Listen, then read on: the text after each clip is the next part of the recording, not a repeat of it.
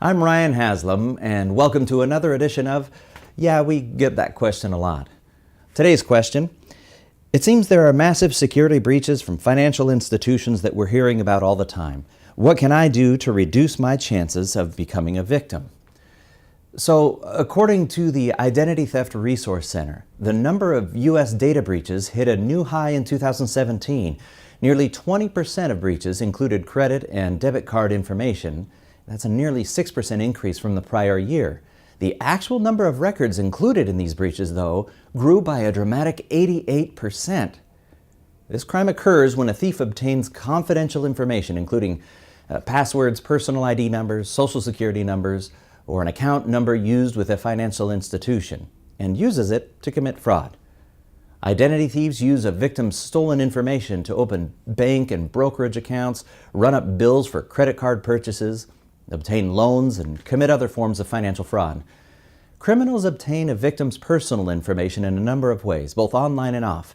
But as incidents of identity theft grows, so too does the arsenal of tools and sophistication level of techniques used to commit the crimes. First, let's talk about cybercrime. Online crime is a fast-moving target. Currently, the preferred method in use by identity thieves are social engineering and phishing, or typically a combination of both. As the term applies, social engineering relies heavily on human interaction and often involves tricking unsuspecting victims into breaking normal security procedures. In short, it's a way for criminals to gain access to your computer or even your mobile device and the sensitive personal data it stores. For instance, a social engineer may use text messaging to contact a mobile device, inviting the user to click on a link to a bogus website where the thieves collect user credentials and other personal information. Similar results can be achieved through a phishing attack, in which the criminal uses email to lure victims to fake websites and then gain access to their passwords and usernames, credit card numbers, and other key data. Phishing emails often appear to be from a legitimate company that the victim recognizes. In yet another instance, attackers may inject infected malicious code onto your computer via email attachments, links that are contained in the emails themselves, infected search engine results, or even through videos and documents on legitimate websites, particularly social networking sites. In the mobile device world, criminals can corrupt a legitimate smartphone app and upload it to a third-party site. Now, if the user innocently installs the app, they expose their devices to assaults by hackers who collect personal user data, change device settings, and sometimes even control the device remotely. So how can we possibly avoid becoming a victim in today's 24/7, 365 world? It's nearly impossible to secure all sources of personal information that may be out there waiting to be intercepted by eager thieves, but you can help minimize your risk of loss by following a few simple hints offered by the FBI. Number 1. Never divulge your credit card number or other personally identifying information over the internet or telephone unless you initiate the communication.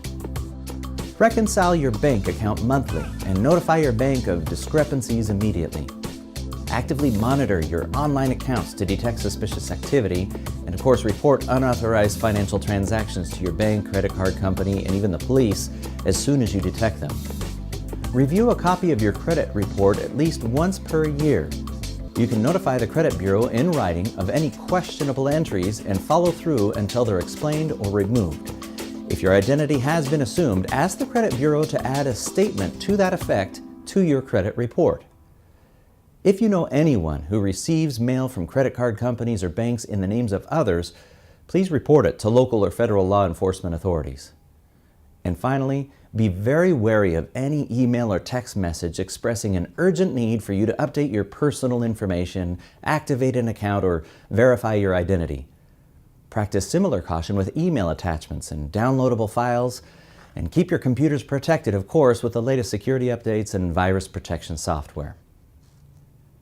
Hopefully you found this information useful. Feel free to share it with friends and family by clicking on the arrow button below. Also, don't forget to like this video by hitting the thumbs up button below. And if you haven't already, please subscribe to the Hesen and Haslam YouTube channel.